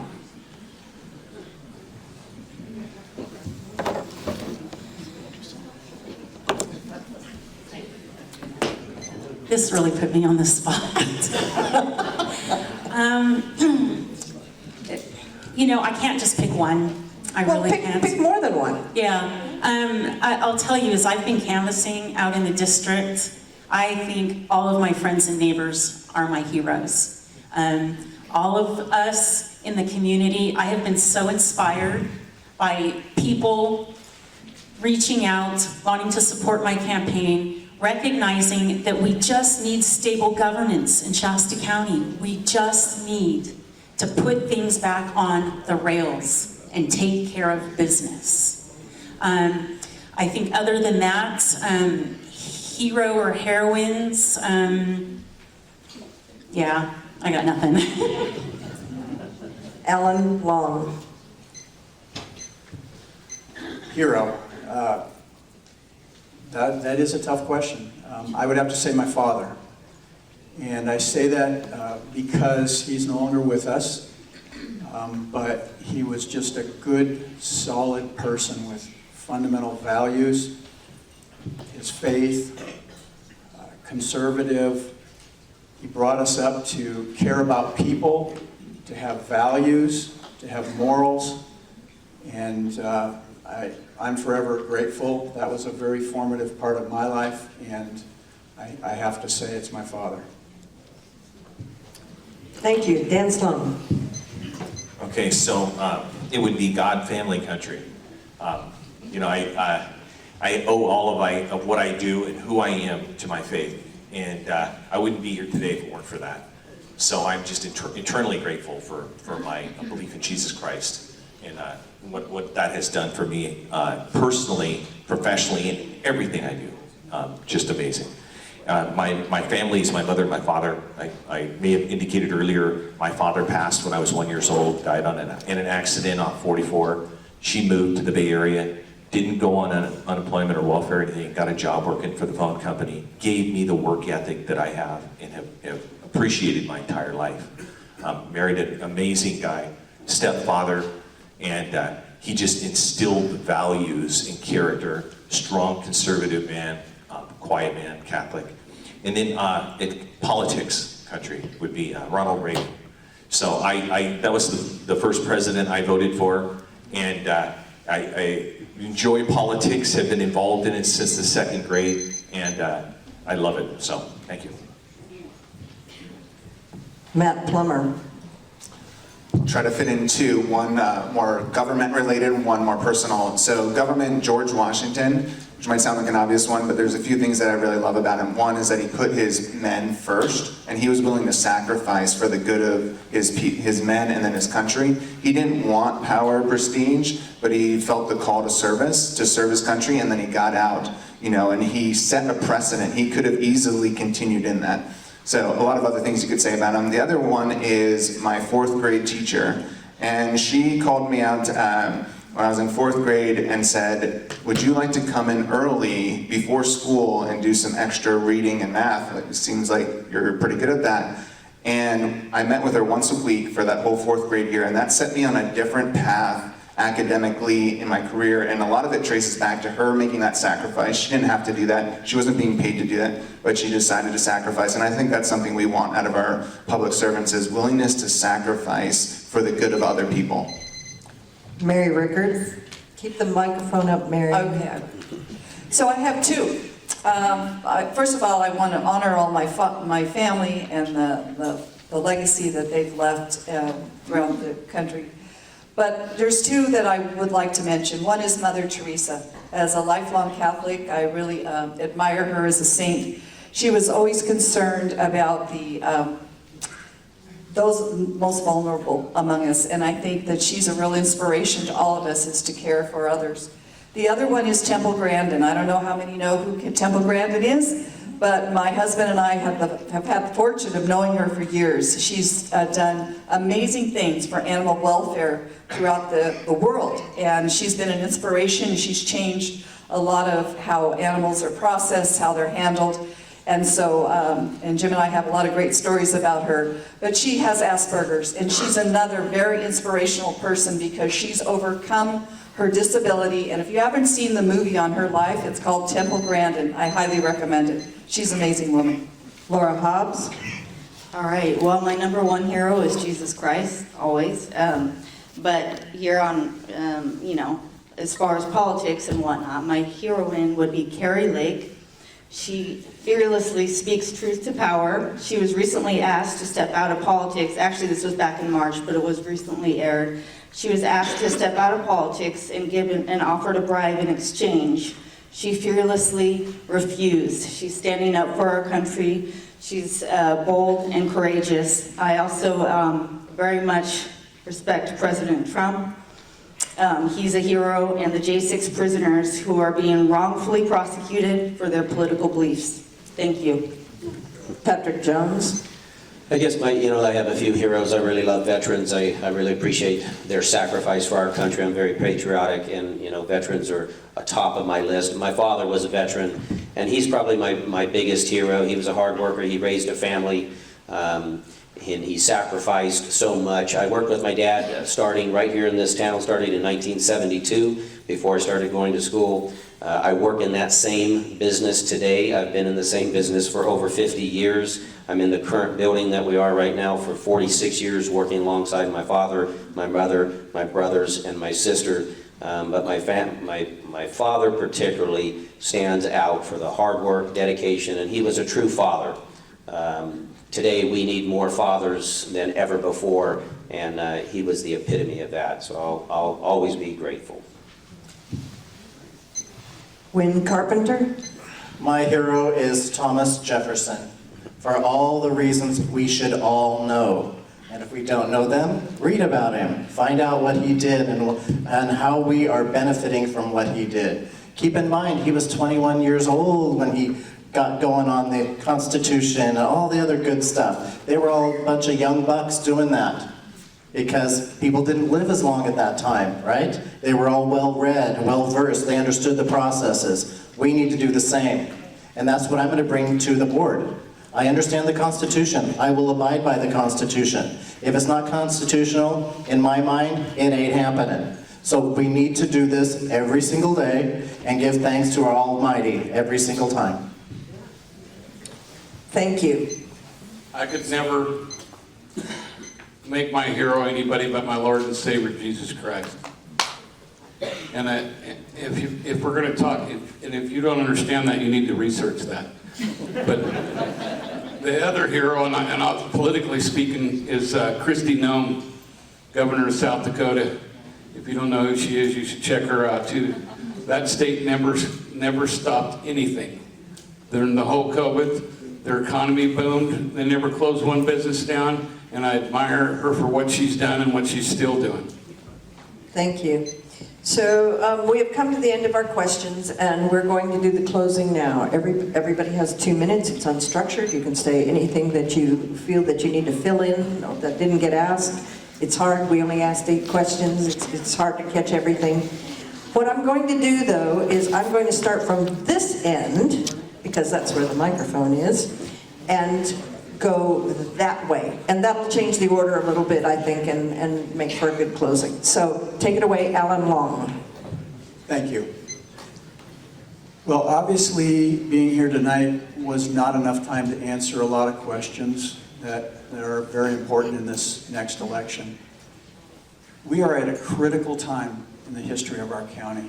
This may be the most important election since I've been here 32 years. Our government is falling apart. We are getting distracted from the mission of the people. And we need to work on those things. And that is only done through voting. You guys will decide, and the rest of the districts will decide who gets into office. And that has implications. My goal is to restore our county government to a functioning government where we respect department heads. We bring back that stability in our department. We put faith back in our department heads. We value our employees. We pay them a living wage. Once we do that, we can get on to very important things. I'm going to prioritize building our new public safety building with the mental health and the drug addiction components to it. I will fight tirelessly for those things. My background in law enforcement, my education, my experiences, my governance on a county or a school board level during COVID, all those types of issues, has prepared me for this position. And a well-rounded, broad experience. And I hope that you will carefully research all of us as candidates and make your decision, and I'm asking for your vote. Thank you very much. Thank you. Suzanne Barrymore. I'd like to thank you all again for coming tonight. Government is run by those who show up. So thank you for having an interest in what's going on in Shasta County. I would just like to close and remind folks that I have a very broad background. I have worked in the nonprofit sector. I have worked in the government sector. I have owned my own business. I know how county departments run. I have relationships with most of the current department heads that go back sometimes decades. I will bring to this position the commitment to getting things back on the rails, getting the county working in a functioning capacity again, emboldening and supporting and empowering our department heads to do the jobs that we need done. On top of that, I would just like to say that if you'd like more information about me, you can find it at SuzanneForSupervisor.org or at Suzanne for Supervisor on Facebook. The one last thing that I would just like to beseech all of you as you're considering candidates to vote for is, know that I've been to most of the board meetings for the last couple of years and that I am following everything and I have the relationships that we need to get things back on the rails here locally and to build a better relationship with our legislators in Sacramento. We keep hearing about how our hands are tied for too many things, that we want local control. Well, then we need to have relationships with Sacramento in order to get that done. And in my advocacy work at CSBA, I have those relationships already and I'm ready to use them day one as soon as I'm elected into office. Thank you. Corky Harmon? When I was on my way to this forum, my wife, who knows me better than anybody, sent me this little text, and hopefully you don't be offended by me reading it. My wife won't be happy with me, but she was trying to encourage me, because I don't really like the whole public speaking thing. I already told you that, but my wife said, just remember this. I sent this to you, and I want you to remember this. She said, you are fair-minded, as in common sense, looking at a situation or issue from all points of view and coming up with the most efficient way to make forward progress. A troubleshooter, so to speak. Bill Wiebelhaus was my mentor in my business, and I eventually took over that company. Once said, you have vision. I would say you have positive vision. My wife said, you are a problem solver and very good at bringing people together to work as a team. So I'm asking for you guys to hire me is what I'm doing. It's kind of like a job interview. And I would ask you to go to my website, corkyharmon.com. It's hard to tell you who I am in a short note, but you can find out about me in this community. Talk to people that work for me. I have a gift of working with people and putting people together and making stuff happen. Not by myself, but by putting the right people together. And I'm asking for your vote. The thing I'm most proud of is all the people that work for me. That's what I did, hired them. And that's what I'll do here in a short note. I'm saying I always feel like I'm in a hurry. I want you to know that I'm trustworthy. I'm very competitive. I'll do you a good job. I'm not doing this for any other reason but that I care. And I have other things I probably should be doing. Like maybe thinking about retiring, but that's not in my DNA. I want my kids to say, what's Grandpa doing now? But thank you for being here. Wynn Carpenter. Remember, elections have consequences. We all need to remember that. We've been living with consequences for what, 3.5 years now? So let's take care of it locally. Elections do have consequences. Research the people. If you don't know them, research them. Check them out. Talk to them. Find out what's going on. I've been going to the board meetings for about 6 years now. And the nuances that you find in the boardroom when you sit there and listen is huge compared to what people tell you what they saw and they heard. It's different than what you see online and what you hear online. You have to be in the room. You hear all the little idiosyncrasies that are said under their breath. You understand what's going on. You understand who's doing what to whom. You have to pay attention to the details. And believe me, I've heard it from the dais, and I've heard it from the crowd. Both ways. Everybody's guilty of something happening. I understand what the players do and how they do it. And I understand what we need to fix. I am fair-minded. I will always be honest. You may not like the response, but it'll be true. Because then I never have to remember what I said, because it'll be the truth. And I always operate that way, because I was raised that way. And if I didn't operate that way, my parents were great disciplinarians. They understood the value of disciplining. I raised my children that way, and I'm blessed. I have 2 beautiful children that are adults. That my son and beautiful daughter-in-law gave me a beautiful granddaughter last year, and so the family's growing. I'm retired. I have the full-time capacity to work on this. I'm not involved in any other committees other than the chamber that I currently sit on, and that will not affect my decisions on any capacity of working on the board and giving it more than 40 hours a week as necessary. Thank you. Patrick Jones? Thank you for allowing me to speak tonight. When I was on Reading City Council, I turned down the CalPERS retirement. I turned down lifetime medical. I've also, at the county, turned down all the retirement. I've saved, just in that alone, $600,000 to the taxpayers because I didn't feel it was right. I feel this is a part-time job, and doing what's right when no one's looking is the job. I'm very proud of the majority of this board. We have done a lot of work last year. We're going to do a lot of work this year. If you like the direction that we're going, I'd ask for your vote. And we're not running the county down. We're lifting this county up to the position that it needs to be. And the majority is doing that. And I'd like your vote. I hope you check me out March 5th. Thank you. Thank you, Patrick. Laura Hobbs. Okay. First of all, thank you all for coming this evening. Voting is incredibly important. If our votes are not accurately counted, then we are not a free people. We must move to hand-counted elections at the precincts with paper poll books. Shasta's sovereignty is of utmost importance to me, and I think to many of my fellow citizens here. California is pushing the windmills in Shasta County, even though we've already clearly voted against that for our county. The windmills are monstrosities that should not be here in this county. They're 600 feet tall. They're known to spontaneously combust, and they are filled with fossil fuels. They're not green energy, they're not good for the environment, and they're not good for Shasta. And they have plans beyond the Round Mountain. They also plan in Bali and McLeod, so we have to stand firm.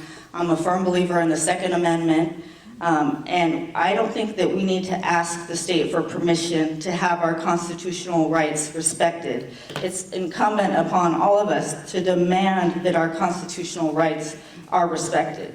I'm endorsed by the California Republican Assembly, by Mike Lindell, by Terry Raposa, and Nick Gardner, and others. If you want to learn more about me, visit my website, votelaurahobbs.com. I have a lot of material, tons of content. I'm an open book. You can ask me any questions. I put it all out there for anyone to see. And speaking of asking me questions, you can come to my town hall tomorrow. It will be held at the Reading Public Library at 1100 Parkview Avenue. It's going to be at 5:30 p.m. and you're all welcome to join. Thank you. Thank you. Mary Rickard?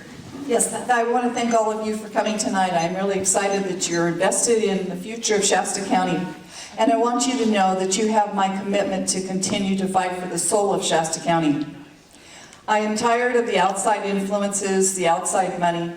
I think it's time that we take our county back and make it great again. We need to stand up for our sheriff. He's doing a great job eradicating marijuana grows in this county. We need to save the environment. I'm also very supportive of fighting Sacramento in terms of the Fountain Wind Project. I represent the people, the citizens of Round Mountain and Montgomery Creek, And that's so important to them. They do not want that to come and be a real potential danger for them. And with my knowledge of forest fires, it's a really, with 600-foot tall wind turbines, there would be an impossible way to fight a fire there. I also want to point out, that, and I think Suzanne made the point, relationships in Sacramento matter. When I was on the Board of Forestry, I was able to help with a project that was basically discontinued through the State Water Resources Control Board.